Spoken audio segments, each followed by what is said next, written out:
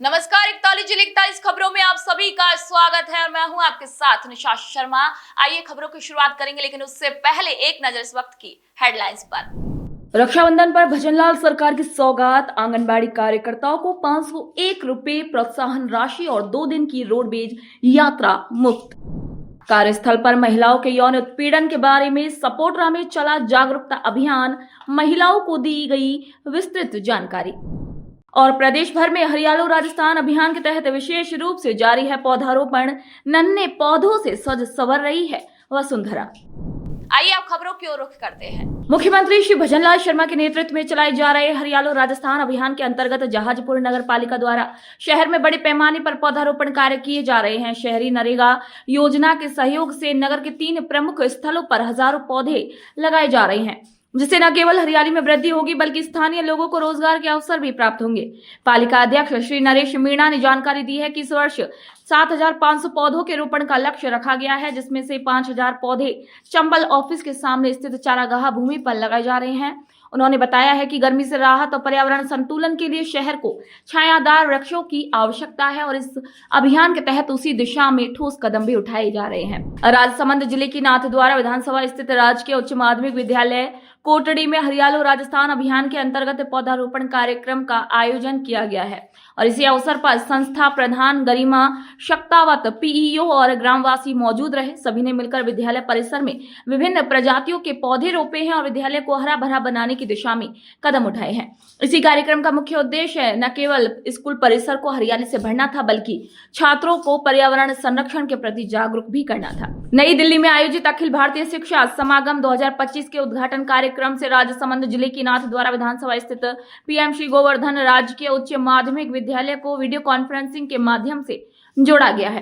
विद्यालय के छात्र छात्राओं ने इस समागम का सीधा प्रसारण देखा और राष्ट्रीय शिक्षा नीति 2020 की 5वीं वर्षगांठ पर केंद्रित इस कार्यक्रम के विभिन्न सत्रों से लाभान्वित हुए। और इसी अवसर पर प्राचार्य श्रीमती लीना भट्ट ने बताया है कि समागम का मुख्य उद्देश्य शिक्षा प्रणाली को अधिक रोजगार उन्मुख, व्यवहारिक और तकनीकी बनाना है, ताकि विद्यार्थियों को 21वीं सदी की चुनौतियों के अनुरूप तैयार किया जा सके।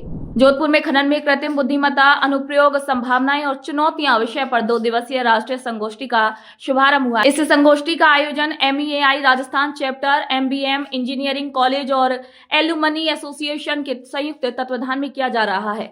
कार्यक्रम में देश विदेश से आए 300 से अधिक प्रतिनिधि, तकनीकी विशेषज्ञ, उद्योगपति और शोधकर्ता भाग ले रहे हैं। संगोष्ठी के विभिन्न सत्रों में AI, internet of things, drone तकनीक, डेटा एनालिटिक्स और रिमोट सेंसिंग जैसे अत्याधुनिक विषयों पर भी चर्चा की जा रही है। राजस्थान के अंदर जोधपुर जो एसोसिएशन है, माइनिंग इंजीनियर एसोसिएशन की जोधपुर शाखा और माइनिंग इंजीनियर कॉलेज MBM की, उनके संयुक्त तत्वाधान में ये जो देश में एक नया प्रयोग है, जो अभी इनिशियल स्टेज पे है, जो अभी भ्रूण फूट रहा है, उसकी शुरुआत हुई है और इसके दूरगामी परिणाम मिलेंगे, ऐसा मेरा दृढ़ विश्वास है। AI के बिना भविष्य संभव नहीं है और मुझे बताते हुए हर्ष हो रहा है कि राजस्थान में पूरे इंडिया के अंदर कुल 500 मेजर ब्लॉक अभी तक हुए हैं, उसमें से 103 से ज़्यादा राजस्थान में हुए हैं। मतलब 20% अकेले राजस्थान का शहर है और बाकी 80% में पूरा देश है। उदयपुर जिले के झाड़ोल ब्लॉक स्थित राजकीय प्राथमिक विद्यालय भीलवाड़ा की सुरक्षा को सर्वोच्च प्राथमिकता देते हुए प्रशासन ने त्वरित और संवेदनशील निर्णय लिया है। विद्यालय भवन की जर्जर स्थिति को देखते हुए उपखंड अधिकारी श्री कपिल कोठारी ने बच्चों की सुरक्षा सुनिश्चित करते हुए विद्यालय को पास ही के एक सुरक्षित निजी भवन में स्थानांतरित करने के आदेश दिए हैं। तहसीलदार डॉक्टर सुरेश नाहर ने जानकारी दी है कि विद्यालय में वर्तमान में लगभग 80 छात्र छात्राएं अध्ययनरत है और नए भवन व्यवस्था में उनकी पढ़ाई बाधा रहित रूप से जारी रहेगी। राज्य सरकार के निर्देश अनुसार सामाजिक न्याय एवं अधिकारिता विभाग द्वारा अनुसूचित जाति एवं जनजाति वर्ग के लोगों के लिए डॉक्टर भीमराव अंबेडकर से जुड़े पंचतीर्थ स्थलों की निःशुल्क तीर्थ यात्रा करवाई जा रही है। इस योजना का मुख्य उद्देश्य समाज के वंचित और हाशिए पर खड़े वर्गों को बाबा साहेब के जीवन, विचारधारा, संघर्ष और योगदान से प्रत्यक्ष रूप से अवगत कराना है, ताकि वे उनके आदर्शों से प्रेरणा लेकर शिक्षा, समानता और अधिकारों के प्रति सजग बन सके। वरिष्ठ नागरिक तीर्थ योजना की तर्ज पर राज्य सरकार ने सहकारिता एवं जन सहकारिता विभाग के साथ मिलकर एक नई योजना शुरू की है। यह योजना उन जाति वर्ग के लिए है जो निम्न में गिने जाते हैं, जैसे अनुसूचित जाति जनजाति के लिए। इन जाति के जो हमारे संविधान निर्माता हैं सबसे बड़े, जो डॉक्टर बाबा साहब भीमराव अंबेडकर, उनके जन्म स्थलों से जुड़े और उनके जीवनी से जुड़े स्थलों का भ्रमण कराने की योजना है जो ये निःशुल्क करवाई जाएगी। इस योजना में 4 स्थान शामिल किए गए हैं। एक उनका जन्म स्थान, एक उनके जो बौद्ध धर्म जो उन्होंने ग्रहण किया था उस स्थान, और तीसरा उनका जो था निर्वाण स्थल, और चौथा वो स्थल जहाँ पर उनका अंतिम संस्कार हुआ। तो आज हम यहाँ है जो अपने किकरिया क्लब जिसे बोलते हैं इस जगह पर, और यहाँ बैठे हैं अपने यहाँ वरिष्ठ नागरिक हैं शशि जी शर्मा, उनसे पूछते हैं कि ये क्या है। जी सर, आप बताइए, ये जो योजना शुरू की है राज्य सरकार ने डॉक्टर भीमराव अंबेडकर जी के जीवनी से जुड़े स्थलों के बारे में, इन पर आपका क्या प्रतिक्रिया है? देखिए, जो राजस्थान सरकार है और जो केंद्र सरकार है, उन दोनों का ध्येय ये है कि जो अंतिम छोर का व्यक्ति है उसको भी मुख्य धारा में लाया जाए।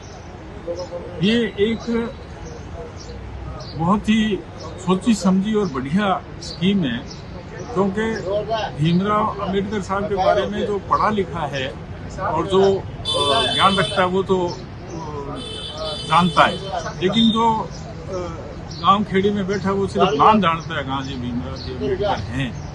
तो ऐसे व्यक्तियों को यदि उनकी मूल स्थलियों पर लेकर जाएंगे तो वहां से इनको ज्ञान प्राप्त होगा कि अभी क्यों भीमराव जी अम्बेडकर को इतना महत्व दिया जा रहा है, वो ऐसी क्या शख्सियत थे कि भी जिनको पूरा हिंदुस्तान मानता है। तो ये स्कीम जो है, और फिर जो SC ST या जो जिनको लेके जा रहे हैं, इनके पास अर्थ की भी दिक्कत होती है, तो ये जो फ्री में लेके जाना और ये जो घुमाना, इनके जो 4-5 स्थल हैं, जन्मस्थली है, एजुकेशन है वगैरह में, तो वहाँ जब जाएंगे तो उनको ये ज्ञान मिलेगा कि अभी ये रास्ते में भी मान लो बैठेंगे तो फिर चर्चा यही होगी। तो कहने का मेरा मतलब ये है कि अभी ये सरकार ये चाहती है कि अभी जो छोर अंतिम पे बैठा है, जिसको इसका ज्ञान नहीं है कि अभी अम्बेडकर जी क्या थे, उनको ये ज्ञान दिया जाए कि अभी अम्बेडकर जी ऐसी शख्सियत थे, इसीलिए पूजे जा रहे हैं। आप क्या कहना चाहेंगे इस पर? मैं तो आपको एक, भारतीय जनता पार्टी ने पिछले 10 साल में, चाहे अम्बेडकर जी का ऑडिटोरियम हो, चाहे भारत रत्न हो, अम्बेडकर जी ने भारत का संविधान लिखा। मैं इसमें ये चाहूँगा कि ये योजना तो बहुत बढ़िया है, और पर अम्बेडकर जी खाली एक जाति धर्म के नहीं थे, वो पूरे भारत के नेता थे। तो ये स्कीम आगे और बढ़ाए और हर जाति और हर धर्म के लोगों को इसकी सुविधा मिले। खाली ST SC नहीं, वो सब धर्म के और सब जाति के थे। तो हमारा सरकार से ये भी रहेगा कि ये सफल योजना है, इसको आप और आगे बढ़ाएं और 100% ये सफल होगी। आप बताइए, ये जो योजना है राज्य सरकार की, इस पर आपकी क्या प्रतिक्रिया है? सरकार ने जो भी अंबेडकर जी के नाम से योजनाएं जो चालू की है, वो हमारे माननीय मंत्री महोदय अर्जुन राम जी मेघवाल जी ने यहाँ बीकानेर में भी एक बहुत बड़ी लाइब्रेरी डॉक्टर भीमराव अंबेडकर के नाम से खोलने की जमीन आवंटन करके उसकी बिल्डिंग बन रही है। तो मैं तो यही कहता हूँ कि भाई अर्जुन राम जी के अथक प्रयत्नों से क्या है कि डॉक्टर भीमराव जी अंबेडकर का पार्टी में भी देश का एक सर्वोच्च नेता और संविधान निर्माता जो था, उसके नाम से जो भी योजनाएं करती है तो ये सराहनीय है। धन्यवाद। रमेश सैनी, मंडल अम्बेडकर जी के जो आदर्श सिद्धांत हैं, उनके जो द्वारा किए गए कार्य हैं, वो कहाँ पढ़े, कहाँ रहे, किन मुश्किलों में, किन हालातों से रहे, इन सब की जानकारी ग्रामीण क्षेत्र के व्यक्ति को इसकी जानकारी मिले। उसके लिए ये ग्रामीण क्षेत्र में इस योजना को ज़्यादा से ज़्यादा बढ़ावा देवें, यही मेरी कामना है। तो जिस प्रकार से ये योजना शुरू की गई है उसका अच्छा प्रतिसाद यहाँ देखने को मिल रहा है। केवल SC ST वर्ग नहीं, अन्य वर्ग भी ये चाहते हैं कि ये जो योजना लागू की गई है उसे और भी आगे विस्तृत किया जाए, बढ़ाया जाए और इस योजना में सबको जोड़ा जाए। ये पहल निश्चित रूप से अच्छी है। ये इसलिए अच्छी है कि क्योंकि जो लोग आज तक केवल डॉक्टर भीमराव अंबेडकर जी को चौराहे पर देखते थे, अब वो उनके जन्म स्थान पर, उनके दीक्षा स्थल पर और उनके अंतिम निर्वाण दिवस पर भी उनको देख पाएंगे, उनके बारे में जान समझ पाएंगे। मैं बीकानेर से सुजस राजस्थान के लिए नरेश माथुर। रक्षाबंधन के पावन अवसर पर मुख्यमंत्री श्री भजनलाल शर्मा के नेतृत्व में राज्य सरकार ने आंगनबाड़ी कार्यकर्ताओं और सहायिकाओं को एक विशेष सौगात दी है। सरकार द्वारा इन महिला कार्यकर्ताओं को 501 रुपए की प्रोत्साहन राशि प्रदान की जा रही है ताकि उनके योगदान को सम्मान मिल सके और संवर्धन हो सके। इसके साथ ही सरकार ने 2 दिन तक रोडवेज बसों में निःशुल्क यात्रा की सुविधा भी दी है, जिससे आंगनबाड़ी कार्यकर्ता अपने भाई या परिवारजनों से मिलने के लिए आसानी से सफर कर सके। ये पहल भाई बहन के प्रेम और समर्पण के प्रति इस पर्व को और भी अधिक भावनात्मक और सशक्त बना रही है। मुख्यमंत्री श्री भजनलाल शर्मा की महिलाओं को एक बड़ी सौगात रक्षाबंधन पर मिल रही है। वहीं आंगनबाड़ी कार्यकर्ता और सहयोगिनियों के लिए भी मुख्यमंत्री श्री भजनलाल शर्मा ने पहली बार बड़ी सौगात दी है। राखी पर आंगनबाड़ी कार्यकर्ता और सहयोगिनियों को 501 रुपए, साथ ही 2 दिन के लिए सरकारी रोडवेज बसों में निःशुल्क यात्रा करने का मौका मिलेगा। हमारे साथ में जयपुर की आंगनबाड़ी महिला कार्यकर्ता और आशा सहयोगिनी हमारे साथ में हैं, जिनसे हम बातचीत करेंगे कि राजस्थान के मुख्यमंत्री भजनलाल शर्मा की योजना उन्हें कितनी पसंद आ रही है और क्या कुछ कहना चाहती है। क्या नाम है आपका? सीमा देवी। सीमा देवी के मुख्यमंत्री भजनलाल शर्मा जी ने इस बार आंगनबाड़ी महिला कार्यकर्ताओं को पहली बार राखी पर 501 रुपए का तोहफा दिया है, सौगात दी है। क्या कहना चाहेंगे? श्रीमान मुख्यमंत्री भजनलाल जी को ये सबसे बड़ी, हम बहनों के लिए सबसे बड़ी सौगात है। और राखियों पे वैसे भी बहनों को सबको जरूरत होती है, तो अच्छी बात है। ये लिए एक उपहार ही है भाई का हम लोगों के लिए। बस आप सीएम साहब के लिए क्या कहना चाहेंगे, क्योंकि देखा होगा कि इस बार पहली बार सोचा होगा ऐसे मुख्यमंत्री आए, आप क्या कहना चाहेंगे? पहली बार ही देखा है, आज के पहले किसी ने किया नहीं है ऐसा कि कुछ हमारी आंगनबाड़ी वर्करों के लिए किसी ने कुछ किया है। उन्होंने 500 रुपए राखी के पर्व त्योहार पे हमें अवसर दिया है, तो बहुत अच्छी बात है। हमारे लिए आत्मसम्मान की बात है कि वो हमें सम्मानित कर रहे हैं, वो बड़ी सौगात है आंगनबाड़ी वर्कर के लिए। देखिए, बिल्कुल आंगनबाड़ी कार्यकर्ता और सहयोगिनी काफी खुश हैं और बातचीत कर रहे हैं। मैडम, लगातार इस बार मुख्यमंत्री ने बजट में भी घोषणा करी थी कि हम आंगनबाड़ी कार्यकर्ता महिलाओं को आगे लेकर चलेंगे, और ये बड़ा सौगात है कि रक्षाबंधन पर आप लोगों के लिए 501 रुपए का सौगात दे रहे हैं। क्या कहेंगे? सर, ये बहुत बड़ी सौगात भी और एक अच्छी मुहिम है। अगर गवर्नमेंट ने हमारे लिए ये चीज सोची भी है कि हाँ ठीक है, रक्षाबंधन के त्योहार के ऊपर हमें 500 रुपए एक बड़ी रकम नहीं है, लेकिन हाँ एक बार स्टार्ट है कि हाँ किसी सरकार ने हमारे बारे में सोचा और राखी जैसे त्योहार के ऊपर हमें कुछ भी सम्मान पूर्वक जो भी दे रहे हैं ये लोग, बहुत अच्छी बात है। और आगे भी अगर गवर्नमेंट हमारे बारे में इतना चीज सोच रही है तो इट्स बेटर। मुख्यमंत्री साहब ने जिस तरह की सम्मान दिया, साथ ही आंगनबाड़ी कार्यकर्ता और सहयोगिनी है उनका सम्मान किया जाएगा। मुख्यमंत्री ने कहा है कि महिलाओं का सम्मान होना जरूरी, तो 5 अगस्त को आंगनबाड़ी बहन सम्मान कार्यक्रम का आयोजन किया। क्या कहेंगे? सर, बहुत अच्छी बात है। ये पहली बार ऐसा आयोजन है जो सिर्फ आंगनबाड़ी महिलाओं के लिए ही है। हमेशा हम बहुत सारे प्रोग्राम में जाते हैं, जैसे सरकार हमें बहुत से प्रोग्राम में बुलाती है। अभी जैसे हरियाली राजस्थान था, इसी में भी हमको बुलाया था, लेकिन वो हमारे लिए, हमारे सम्मान के लिए पहली बार है कोई सरकार ने कि हमारे लिए प्रयास किया, तो बहुत अच्छी बात है सर। देखिए, बिल्कुल ये आंगनबाड़ी कार्यकर्ता और सहयोगिनी है जो काफी खुश नजर आ रही है। और भी बातचीत कर लेते हैं। आपका क्या नाम है? जी, मेरा नाम मीना वर्मा है। मीना जी, लगातार सरकार महिलाओं को सम्मान कर रही है, इस बार आंगनबाड़ी कार्यकर्ताओं को सबको सम्मान किया, क्या कहेंगे? जी, मैं ये कहना चाहती हूँ कि हमें बहुत खुशी है कि मुख्यमंत्री भजनलाल जी ने हमारे लिए इतना कुछ किया है और पहली बार किया है, इसलिए बहुत बहुत धन्यवाद उनका। इसलिए हम सब बहुत बहुत धन्यवाद देते हैं उनको कि हमारे लिए 501 रुपए की भेंट दी है। मतलब हमारे लिए खुशी की बात है, क्योंकि कुछ ऐसी औरतें हैं जिनके पास पैसे नहीं होते हैं। तो मैं इसलिए कहना चाहती हूँ कि बहुत अच्छी बात है कि अपने घर पे जाएगी, खुशी से राखी मनाएंगी, इसलिए बहुत बहुत धन्यवाद। मैं बिल्कुल, महिलाएं काफी खुश हैं, कार्यकर्ता और आशा सहयोगिनी काफी खुश हैं मुख्यमंत्री की इस योजना को लेकर। और भी बातचीत कर। क्या नाम है आपका? शीला कुमारी नाम है मेरा। आप कार्यकर्ता हैं? कार्यकर्ता। क्या कहेंगे? मुख्यमंत्री साहब ने एक बड़ी सौगात दी है रक्षाबंधन पर, आप लोगों का सम्मान भी किया जाएगा, 501 रुपए की राशि भी दी जा रही, क्या कहेंगे? बहुत अच्छी सौगात है हमारे लिए और हमको सम्मानित पहली बार किया जा रहा है, अभी तक किसी ने किया नहीं। हम बहुत खुश हैं इस चीज के लिए। हम मुख्यमंत्री जी को बहुत बहुत धन्यवाद देते हैं। देखिए, बिल्कुल ये तमाम जो महिला कार्यकर्ता हैं ये भी खुश नजर आ रही हैं। और भी बातचीत कर लेते हैं, हमारे साथ और भी हैं। क्या नाम है आपका? नैन मतीशा। आप कार्यकर्ता हैं क्या? कार्यकर्ता क्या हैं। कहना चाहेंगे, क्योंकि सम्मान किया जा रहा है मुख्यमंत्री द्वारा आप लोगों को रक्षाबंधन पर, शायद पहली बार किया? हाँ, पहली बार हो रहा है। हमें बहुत खुशी है कि मुख्यमंत्री हमारे बारे में इतना तो सोचा है। ऐसे तो कोई इतने आए मुख्यमंत्री आए गए, किसी ने नहीं सोचा है। हमें बहुत खुशी है, उनको बहुत बहुत धन्यवाद, और आगे भी हमारे कुछ और हमारे बारे में सोचें। देखिए बिल्कुल महिलाओं का कहना है कि जिस तरह से ये जो मुख्यमंत्री की सौगात है इससे काफी खुश नजर आ रहे हैं। और भी हम बातचीत कर, आपका क्या नाम है? भूमिका चांगला।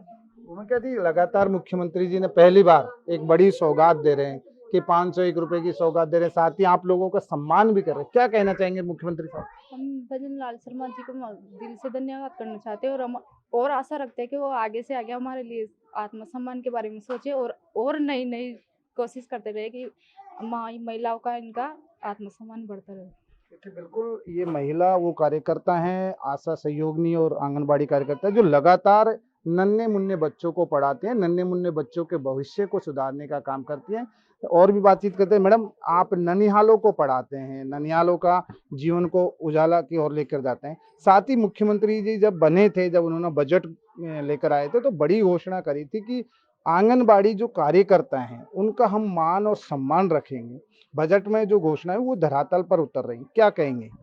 सर, धरातल पर तो उतर रही है, लेकिन मैं उनसे और भी ये भी प्रार्थना करना चाहूँगी कि आगे जो हमारी जो पेमेंट है या जैसे मकान किराया है, इनको भी आप थोड़ा टाइम से और थोड़ा-सा बढ़ा कर दें, क्योंकि आप जो स्थिति देख रहे हैं आंगनबाड़ियों की, वो अभी इतनी अच्छी नहीं है। बिल्कुल बात ठीक है, बट लेकिन सम्मान की अगर मैं बात करूं तो राजस्थान में बहुत सरकारें आई है, बहुत मुख्यमंत्री आए, ये पहली बार देख रहे होंगे आप? जी, बिल्कुल, ये तो कहने वाली बात है कि बीजेपी सरकार ने तो हमेशा आंगनबाड़ी वालों के लिए कुछ किया ही है। जैसे पहले वसुंधरा सरकार थी, तो वो भी बहुत अच्छा करके गई थी, और आज अगर भजन लाल सरकार की है, तो वो भी बहुत अच्छा कर रही हैं। देखिए बिल्कुल, आंगनबाड़ी कार्यकर्ता और आशा सहयोगिनी पूरी तरह से खुश नजर आ रही हैं। रक्षाबंधन पर ये जो सरकार की तरफ से तोहफा दिया जा रहा है, सौगात दी जा रही है, इससे पूरी तरह से आंगनबाड़ी महिला कार्यकर्ता और आशा सहयोगिनी राजस्थान के माननीय मुख्यमंत्री श्री भजन लाल शर्मा का बधाई और पूरी तरह से जिक्र कर रहे हैं कि राजस्थान के पहले मुख्यमंत्री हैं जो आंगनबाड़ी महिला और कार्यकर्ताओं की सोचते हुए नजर आ रहे हैं। कैमरामैन राजेश पारिक के साथ सूजत से मलखान मीणा। प्रधानमंत्री श्री नरेंद्र मोदी और मुख्यमंत्री श्री भजनलाल शर्मा के नेतृत्व में चल रहे हरियालो राजस्थान एक पेड़ मां के नाम अभियान को उदयपुर जिले की ग्राम पंचायत देवारी ने एक नई दिशा दी है। पंचायत ने सरकारी बिला नाम भूमि को अवैध कब्जों से मुक्त कराकर वहां मयूर उपवन का सृजन किया है, और एक ऐसी हरित पहल जो अब पर्यावरण संरक्षण की प्रेरणा स्रोत बन चुकी है, कभी वीरान और उपेक्षित रही। ये जमीन अब सैकड़ों पौधों से आच्छादित है, जिनकी नियमित देखभाल स्थानीय ग्रामीणों द्वारा की जा रही है। यहाँ हजारों पक्षियों और मोरों ने भी अपना बसेरा बना लिया है, जिससे इसे मयूर उपवन नाम मिला है। ये न केवल जैव विविधता का एक केंद्र बन चुका है, बल्कि स्थानीय जीवन शैली में हरियाली और संतुलन भी जोड़ रहा है। राजस्थान के यशस्वी मुख्यमंत्री भजन लाल शर्मा के निर्देशन में प्रदेश भर में लाखों की संख्या में पेड़ पौधे लगाए जा रहे हैं। अभी हम मौजूद है देबारी पंचायत समिति में, जहां यूडीए और ग्राम पंचायत देबारी के संयुक्त तत्वाधान में लाखों की संख्या में पौधे लगाए जा रहे हैं। यह वो जगह है जो कभी बंजर हुआ करती थी, जहां ग्राम पंचायत ने अपने स्तर पर कई विकास कार्य कराए हैं।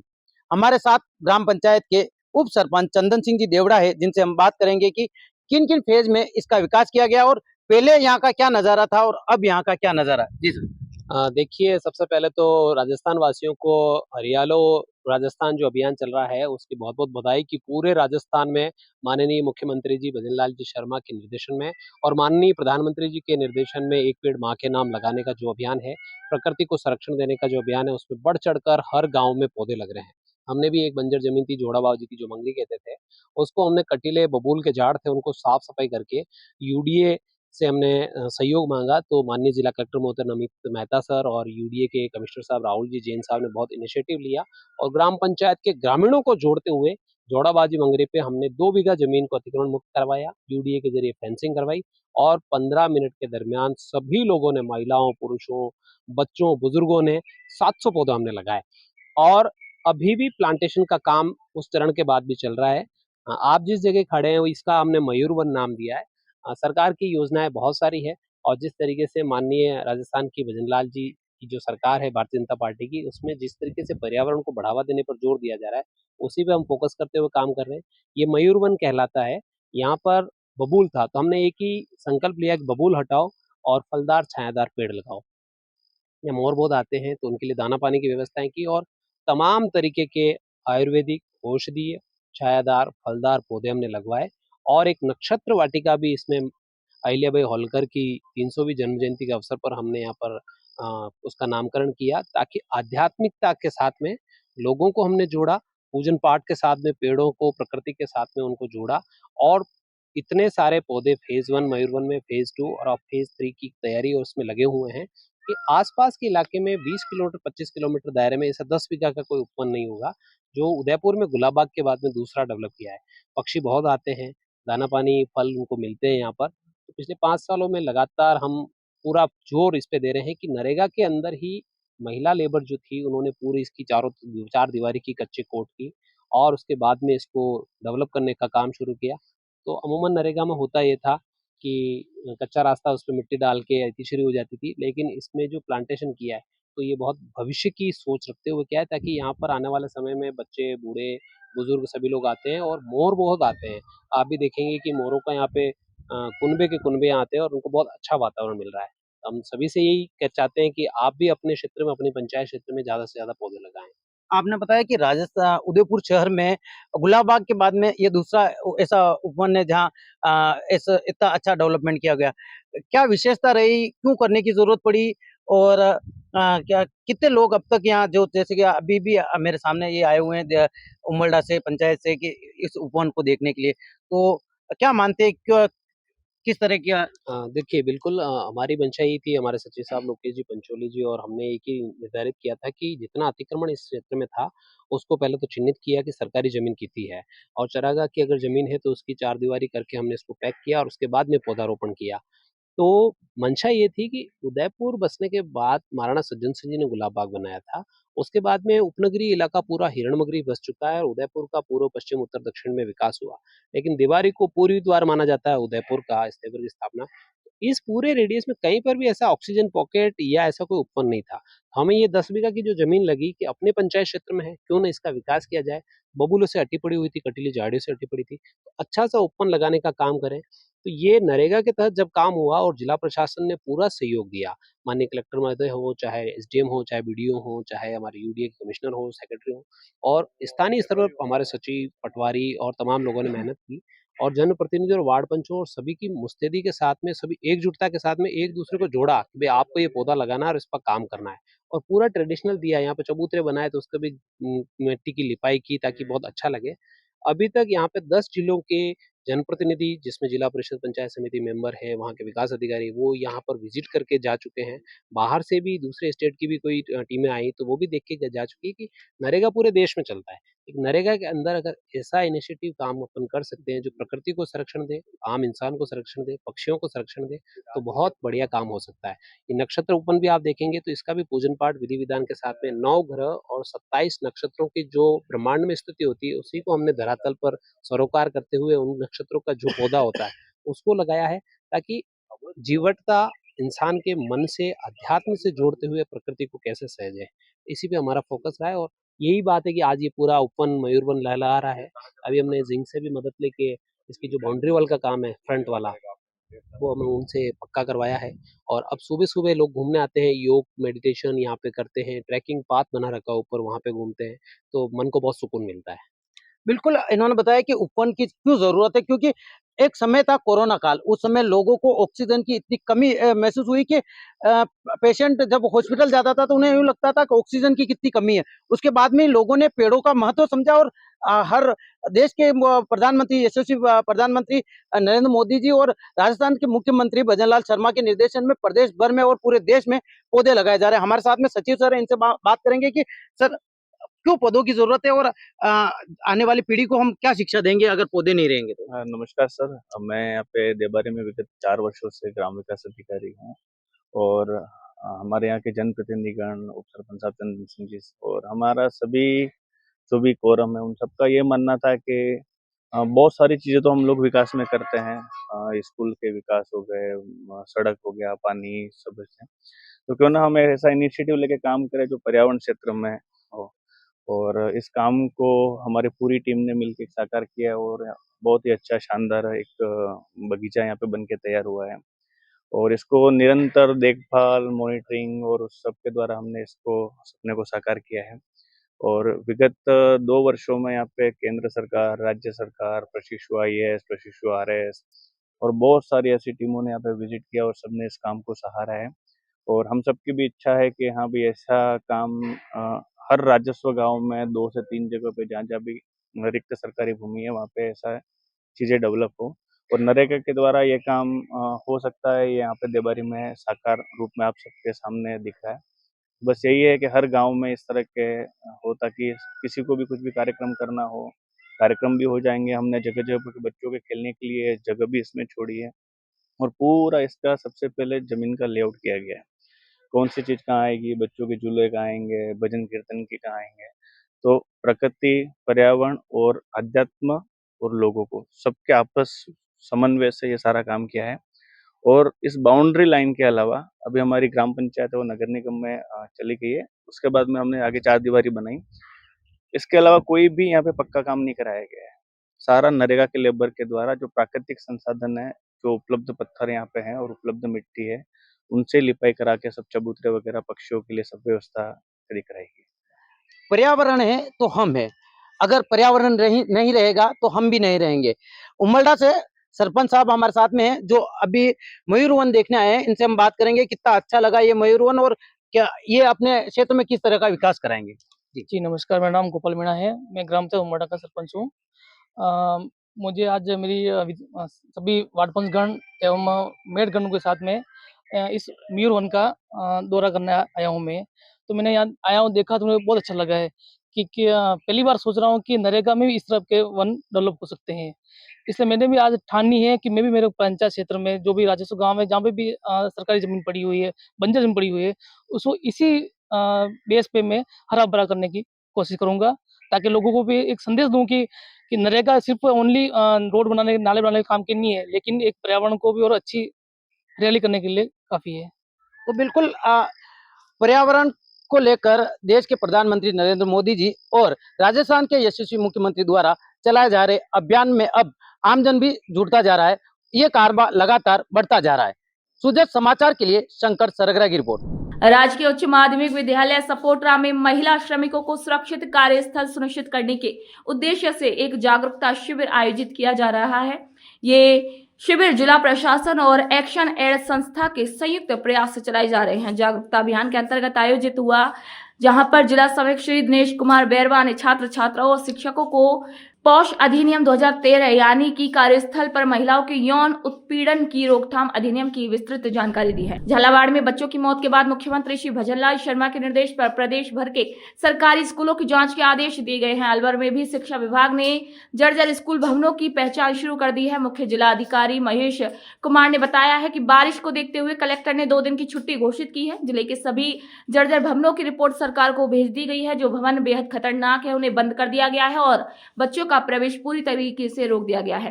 अधिकारी ने कहा है कि बच्चों की सुरक्षा सबसे जरूरी है और उम्मीद है कि जल्द ही नए भवनों की भी मंजूरी देकर निर्माण कार्य शुरू होगा। झालावाड़ की जो घटना हुई उससे हमारा पूरा शिक्षा विभाग बेहद चिंतित और बहुत दुखी है। ये बच्चे हमारे अपने ही थे, हम सभी लोग इनके संरक्षक थे। इस समय पूरे अलवर जिले में माननीय कलेक्टर महोदया के आदेशानुसार और हमारे विभागीय आदेशानुसार पूरे अलवर जिले में सभी ब्लॉकों में सर्वे की टीम गठित कर दी गई है।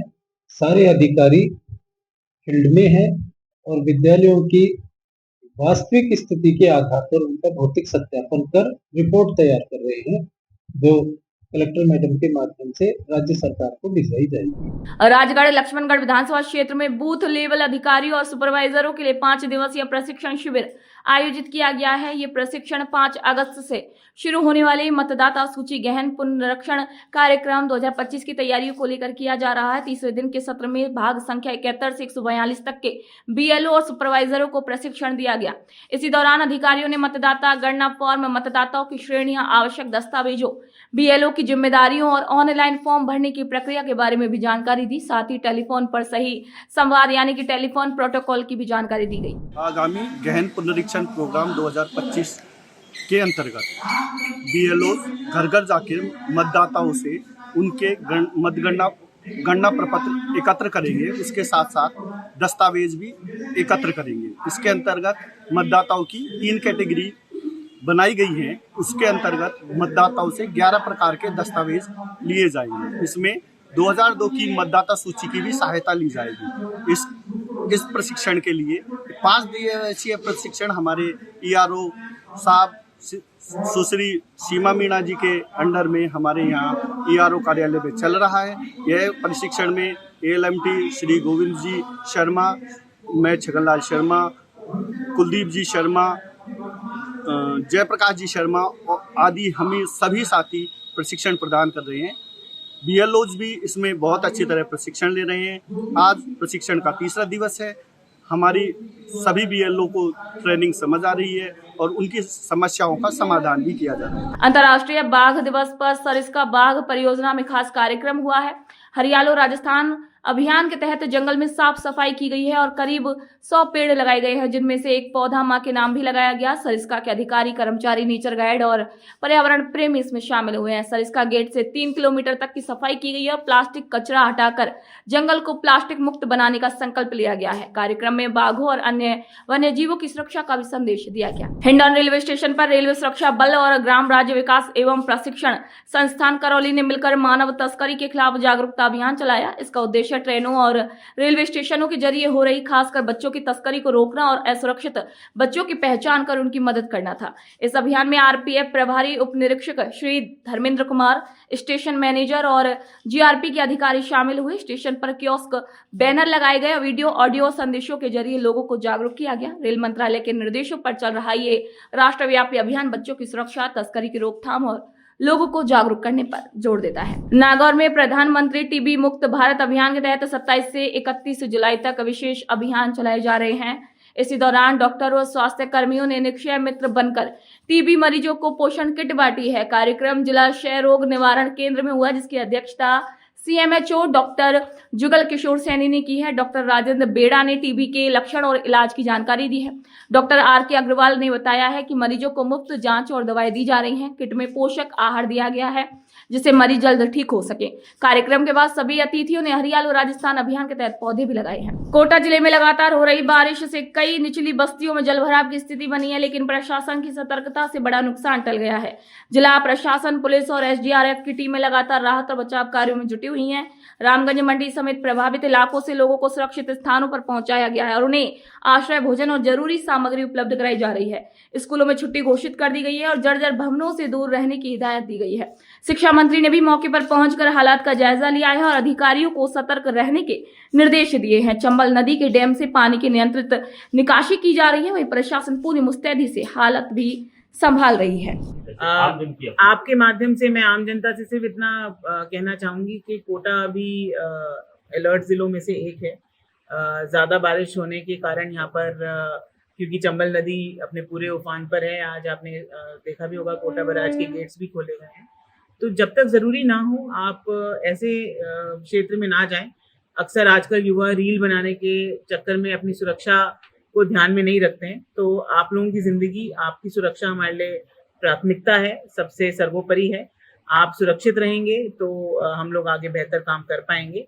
तो अगर ज़रूरी ना हो तो ऐसी जगहों पर आप ना जाएं जब तक कि बारिश का ये जो सिलसिला है वो सेफली डिक्लेयर नहीं किया जाता प्रशासन द्वारा। कोटा में पिछले कुछ दिनों से लगातार बारिश हो रही है और इस बारिश के चलते जगह जगह बाढ़ के हालात बन चुके हैं। लेकिन मुख्यमंत्री भजनलाल शर्मा के दिशा निर्देशों के अनुसार प्रशासन काफ़ी सतर्क है और सजग है और उसी के तहत अभी तक कोई बड़ा हादसा इसमें देखने को नहीं मिला है। लोगों को सुरक्षित स्थान पर पहुंचाया जा रहा है। हम खड़े हैं इस समय नहर पर, जहां पर लगातार पानी जो है डैम से छोड़ा जा रहा है। पानी की आवक इतनी तेज हो चुकी है कि जो अलग अलग नहरें हैं उसमें समय में पानी छोड़ करके बहाव को नियंत्रित किया जा रहा है। पानी को अपनी क्षमता से कम किया जा रहा है, क्योंकि जो जवाहर सागर बांध है, जो गांधी सागर बांध है, वहाँ से निरंतर पानी की आवक हो रही है। और जो कोटा बैराज है, उस कोटा बैराज से 12 गेट खोल करके अभी तक 1,90,000 क्यूसेक पानी की निकासी की जा रही है। रामगंज मंडी क्षेत्र की बात करें तो वहाँ बाढ़ के हालात हैं, जहाँ पर मदन दिलावर शिक्षा मंत्री ने दौरा किया है और जो वहाँ पर फंसे हुए जो लोग थे उनको निकाला गया है, और निकालने के साथ ही उन्हें सुरक्षित स्थान पर पहुँचाने के बाद जो उनकी आवश्यकताओं की चीज़ें थी उनकी पूर्ति वहाँ की जा रही है। उन्हें रहने की, खाने की व्यवस्था की जा रही है, और साथ ही जो उनकी आवश्यक सामग्रियां हैं उनको भी वहां पर पहुंचाया जा रहा है। ऐसे में साफ तौर से कहा जा सकता है कि जो कोटा में जिला प्रशासन है, पुलिस प्रशासन है और जो अन्य नगर निगम और यूआईटी है, वो पूरी तरह से इस बाढ़ के हालातों पर नियंत्रण बनाए हुए हैं। लोगों को सतर्क किया जा रहा है, और इसके साथ ही जो भी आवश्यकता की चीज़ें हैं, बोट है, एसडीआरएफ है, पुलिस है, सभी को सतर्कता के निर्देश जारी किए गए हैं, नंबर जारी किए गए हैं, ताकि समय पर अगर कोई आपदा आती है तो उससे बचाया जा सकता हो। और सीधे तौर पर हम कह सकते हैं कि जो मुख्यमंत्री भजनलाल शर्मा के जो निर्देश है वो यहाँ पर काफ़ी कारगर सिद्ध हो रहे हैं, और जिला प्रशासन अपने इस पूरे जो बाढ़ नियंत्रण जो केंद्र स्थापित किए गए हैं, जो कंट्रोल रूम स्थापित किए गए हैं, वहाँ से पूरी निगरानी पूरे कोटा शहर और ज़िले पर रखी जा रही है, और जहाँ भी स्थिति गंभीर है उसको वहाँ पर लोगों को सुरक्षित स्थान पर पहुँचा करके इस बाढ़ में कोई जनहानि न हो, ऐसा प्रयास किया जा रहा है। कोटा से सुजस के लिए दिनेश कश्यप। तो 41 जिले 41 खबरों में आज के लिए इतना ही। फिर आप सभी से मुलाकात होगी नई खबर, नई जानकारियों के साथ। तब तक के लिए मुझे दीजिए इजाजत। नमस्कार।